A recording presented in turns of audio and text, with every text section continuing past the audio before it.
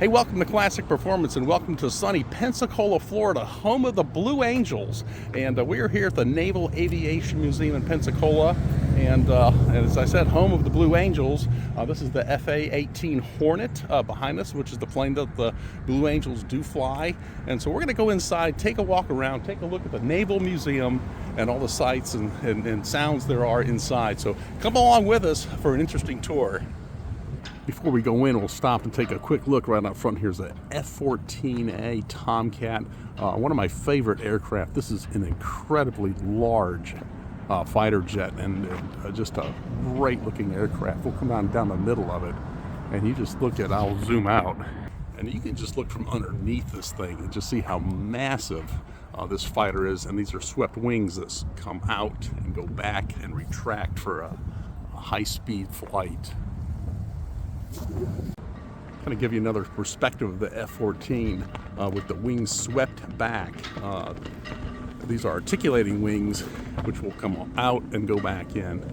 Just a massive aircraft and two huge engines on the back of it. All right, so we're here in the Naval Museum. It's a large place and it's free to get in. It's a process to get into the gate and all that, but once you get in here, it's a beautiful space. And we're going to go take a look around and see what we've got here. So you've absolutely got tons of aircraft in here. And what we're going to do is we're going to spotlight a couple of them that I think are very interesting. And we'll talk about them and probably some of the ones that are more iconic. Certainly like the F4U Corsair up here. Looks like we got a P-40 over here. So let's just do that. So with Pensacola being home to the Blue Angels, of course, we've got a couple of old cockpits here from the Blue Angels. This is the F-11 Tiger from the into the late 60s. And today they've been flying the F-18, the Hornets, for a very long time.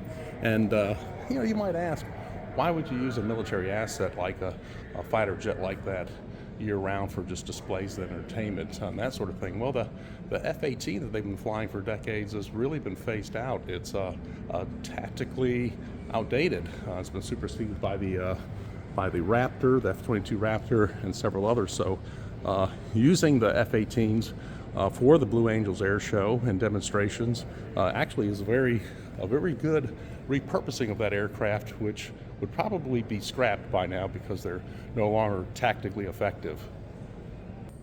With Pensacola being home to the Blue Angels, we're going to kind of start right here. It's a beautiful display of kind of the diamond formation. And interestingly enough, when they fly, they're about 36 inches apart. So they're probably, in this display, a little bit further apart than they would be. And right up here is a T-6 Texan. We're going to be going flying in a T-6 Texan in exactly this same livery. This is what they call the pilot maker, and this is how they trained fighter pilots and really all pilots back in the World War II times.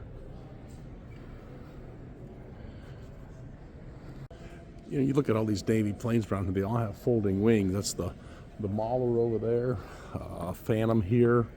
And they all have folding wings because they have to go on aircraft carriers. So they fold the wings up, and that helps to occupy more aircraft in the same amount of space. So it's a way to save space. Some fold up, some fold back like this. And it's very interesting. And we've got quite a collection, too, of radial engines. Most of these old fighters from World War II did come with radial engines, and interestingly enough, you can have a single row of radial engines, a double row, and I think they even went up to 1, 2, 3, 4 rows of radial engines of cylinders. And when you stack them up 4 deep, it really becomes a problem keeping these back ones cool, because these are air-cooled motors. So this is the R2800. Of course, your propeller goes up on this end. And you can see it's got, I believe it's 9 cylinders in a row all the way around. And then you got another 9 cylinders, so it's essentially 18 air-cooled cylinders. And this is probably the most iconic or most important aircraft engine in World War II.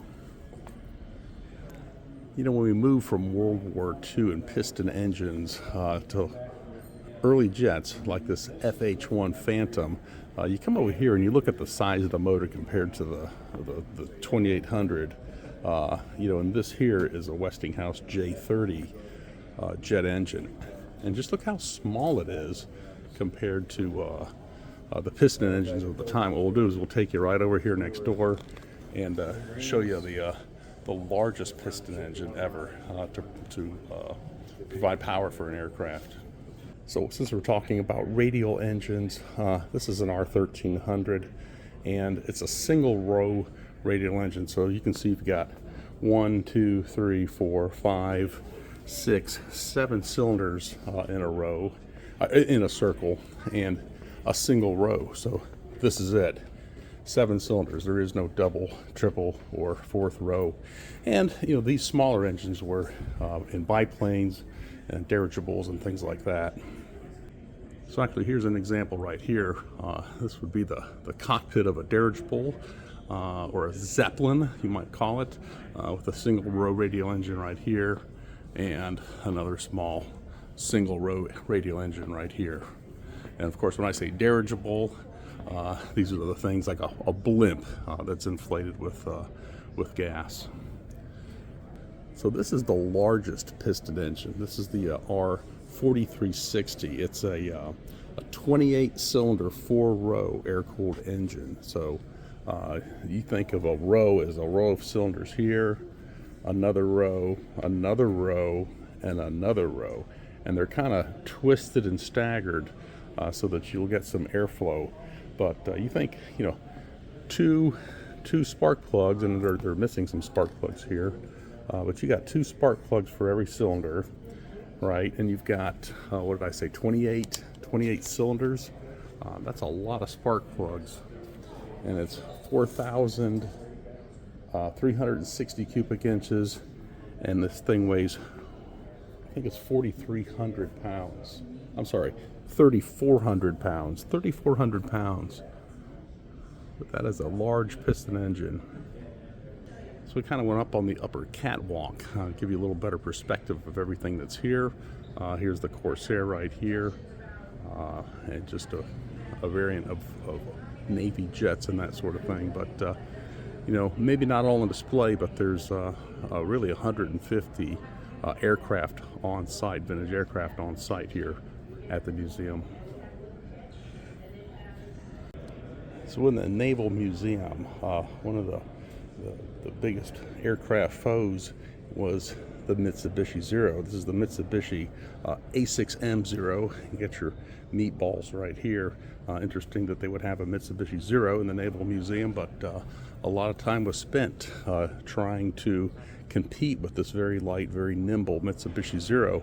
The plane was really quite fragile. Not a whole lot of armament in it in terms of reinforcement, heavy metal to protect engine components in the cockpit from bullets and flak and that sort of thing. So a lot of these went down because they were pretty flimsy, but very fast and nimble, very difficult to compete with in a dogfight. You know, this right here is a later trainer after the T6, the yellow one that we saw earlier. This is the T-28 Trojan, made by North American, and came out in the early 50s. One of my favorite aircraft. You can buy these today for your personal use. They're not terribly expensive, but they're not terribly cheap. It's a big aircraft, big radial engine up front.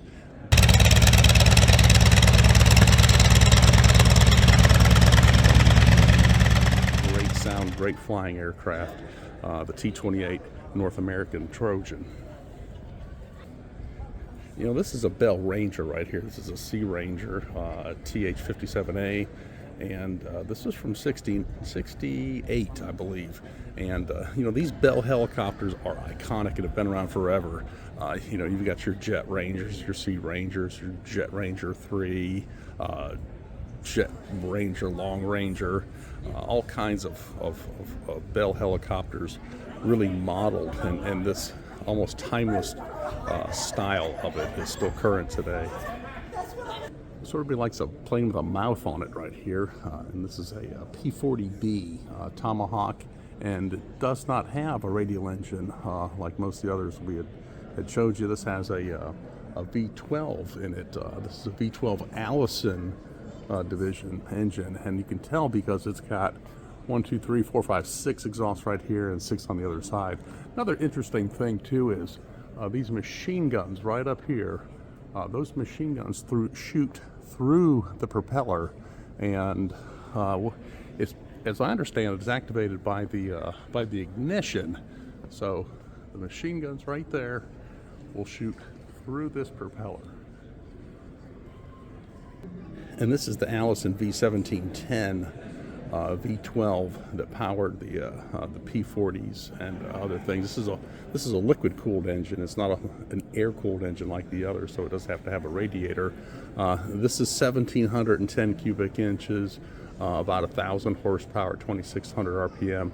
Military horsepower rating on this thing is about 1,150 at 3,000 RPM. So if you're really pushing it to military power, that's what you can do with it. You know, not all Navy aircraft are blue. We've got some in white over here. And you look at these big pods on the bottom of some of these.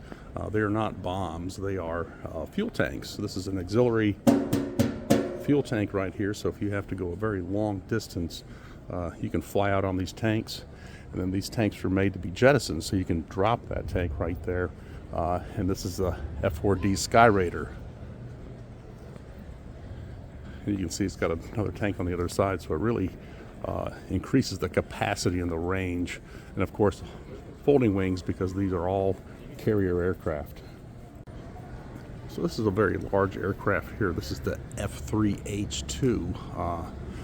I guess it's an earlier version of the F4 Phantom. The F4 Phantom had a little bit larger intake here, and if you might remember, there was a video of someone standing on the deck at night, and the suction of air going into the intake here sucked that person up and right into the intake. And these being carrier aircraft have an arresting hook on the back, and I'll show you that right here. You got your speed brakes right here, and this is the arresting hook. So this thing comes down when you land on a carrier, and that grabs the arresting cable that goes across the deck. You'll have 4 cables going across the deck, and you're usually catching this one right here, the second to last one.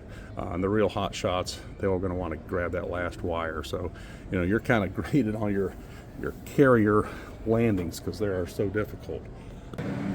We've got right here is kind of a mock-up of an aircraft carrier. So here's your flight deck, your superstructure, and right here is kind of where you take off. So it's very interesting to kind of look at the flight deck of a carrier and walk across it and just see all the operational aspects. So that is a quick walk around here of the Naval Air Museum in Pensacola, Florida, home of the Blue Angels. We only saw a fraction of it. I would encourage you to come here, explore it for yourself, because it's very interesting. So thanks for joining us. We'll catch you next time. Have yourself a great day.